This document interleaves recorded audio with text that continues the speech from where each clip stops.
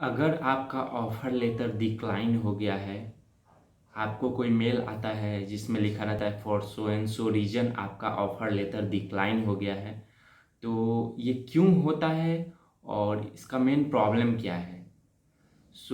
मैं आपको एक स्क्रीनशॉट भी दिखाने वाला हूँ इस वीडियो में, जिससे आपको पता चल जाएगा कि हाँ, क्या रीज़न से आपका डिक्लाइन हुआ है और क्या गलतियाँ आपने नहीं की है फिर भी ये डिक्लाइन हो गया है। ओके, कि अगर आपने कोई ऑफ़र लेटर को एक्सेप्ट किया है, तो एक्सेप्ट करने के लिए अप्रूव करने के कारण से वो चला जाता है रिक्रूटर के पास। ओके, और रिक्रूटर के पास जब वो आपका ऑफ़र लेटर एक्सेप्ट करने के लिए जाता है या फिर अप्रूव करने के लिए जाता है, तो वो पर्सन आपका ऑफ़र लेटर को अप्रूव नहीं किया होता है क्योंकि उन लोग के पास भी बहुत सारे ऐसे एप्लीकेशन आते हैं जिसको अप्रूव करना होता है।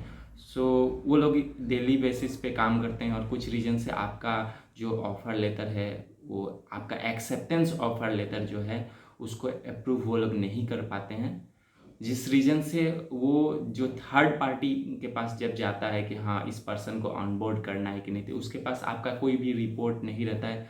उस रीज़न से वो मान के चल जाता है कि हाँ, आपको ऑफ़र लेटर डिक्लाइन कर दिया जाएगा क्योंकि आपने वो ऑफ़र लेटर एक्सेप्ट ही नहीं किया है। ओके, मोस्टली इस रीज़न से ये होता है।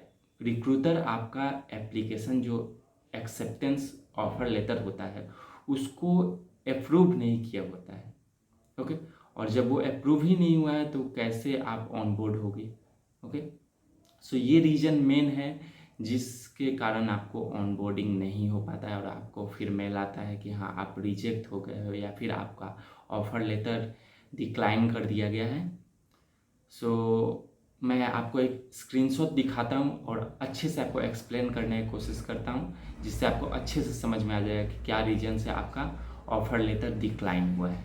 अगर आपको कुछ ऐसा मेल आता है जिसमें मेंशन रहता है this is the confirm that you have been chosen to decline the offer for Cognizant based on the following condition, या तो offer declined in the onboarding application या फिर date of joining intimation rejected by you, आपने reject कर दिया है, या फिर आता है your respond to our call expressing your opinion to decline the offer, उन्होंने आपको कॉल किया फिर आपने ऐसा रिस्पॉन्ड किया जिससे आप ऑफर को डिक्लाइन कर रहे हो, या फिर रिप्लाई टू द मेल या फिर survey C to C portal indicating your opinion to decline the offer, आपने कुछ ऐसा क्वेरी रेज किया है या फिर ऐसा मेल किया है सी टू सी में जिसमें लग रहा है कि आपने ऑफर लेटर को डिक्लाइन किया है, या फिर डेट ऑफ ज्वाइनिंग इंटीमेशन जो होता है, date of joining intimation not accepted by you, आपने एक्सेप्ट ही नहीं किया है date of joining intimation. Okay, ये मेन रीजन है जिससे वो लोग आपको ऑन बोर्ड नहीं कर रहे हैं, पर आपने तो ऐसा कुछ किया ही नहीं है। ओके, तो ये कैसे हुआ है? मोस्टली आपका रिक्रूटर नहीं किया है अप्रूव आपका एक्सेप्टेंस का, जैसे कि आपने ऑफर लेटर एक्सेप्ट किया है वो अप्रूव नहीं हुआ है, वो रीजन से आपको ये मेल दिख रहा है। Please be inform that your offer is no longer valid and you will not have access to the Cognizant onboarding application. Okay, और ये सब डिस्क्लेमर है जो फिलहाल अभी कोई काम का नहीं है आपका, जिसमें मेंशन है Cognizant does not entertain payment of any kind from candidate और वेंडर फॉर एम्प्लॉयमेंट। ओके, अगर आप चाहें तो इसको रिपोर्ट कर सकते हैं अगर आपके साथ कुछ ऐसा प्रॉब्लम होता है तो, ठीक है। और ऐसा कुछ खास नहीं है ये डिस्क्लेमर में। सेम ये डिस्क्लेमर सेकंड में भी दिया गया है जिसमें अगर कुछ मॉनेटरी का इश्यू होता है तो उसको एंटरटेन ना किया जाए। ऐसा ऐसा डिस्क्लेमर आता है पर आपका अभी इससे कोई मतलब नहीं है। आपका मेन प्रॉब्लम जो हो रहा होगा वो आपका ऑफर लेटर के साथ हो रहा है जो कि डिक्लाइन आपको शो कर रहा है।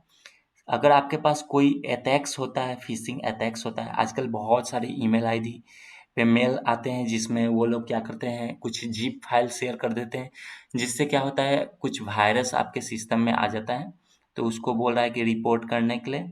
और अगर आपके पास कोई रिक्रूटर का डिटेल्स आप चाहते हैं तो रखने के लिए तो उसका नेम रख सकते हैं, आप ईमेल आईडी रख सकते हैं ड्यूरिंग द कॉल। सबसे बेस्ट सॉल्यूशन ये है कि आप कैंपस टू कॉग्निजेंट पे मेल कीजिए और उनको अपना क्वेरी बताइए कि हाँ आपने अभी तक ऑफ़र लेटर को एक्सेप्ट ही नहीं किया है या फिर आपने ऑफ़र लेटर को डिक्लाइन नहीं किया है। तो वो उसके ऊपर देखेंगे कि हाँ आपका रिक्रूटर ने आपका एप्लीकेशन को एक्सेप्टेड अप्रूव किया है या फिर नहीं किया है। जैसे ही वो देख लेंगे तो वो समझ जाएंगे कि हाँ आपका ऑफ़र लेटर अभी तक अप्रूव नहीं हुआ है एज एक्सेप्टेड, और फिर वो उसको एक्सेप्टेड अप्रूव करके आपको ऑन बोर्ड करेंगे। ओके, तो ये मेन प्रोसेस है जो आपको ध्यान में रखना है। और क्वेरी डेफिनेटली रेज करना है C2C में। जैसे ही ये क्वेरी का रिप्लाई आएगा आपको डेफिनेटली एक अच्छा सॉल्यूशन मिलेगा जिससे आप ऑन बोर्ड हो पाएंगे। ओके, सो गाइस, अगर आपको ये वीडियोस इंफॉर्मेटिव लगा होगा तो इसको लाइक कीजिए, अपने दोस्तों के साथ शेयर कीजिए, और ऐसे टेक वीडियोस के लिए आप इस चैनल को सब्सक्राइब कर सकते हैं। तो मिलते हैं आपसे अगले वीडियो में।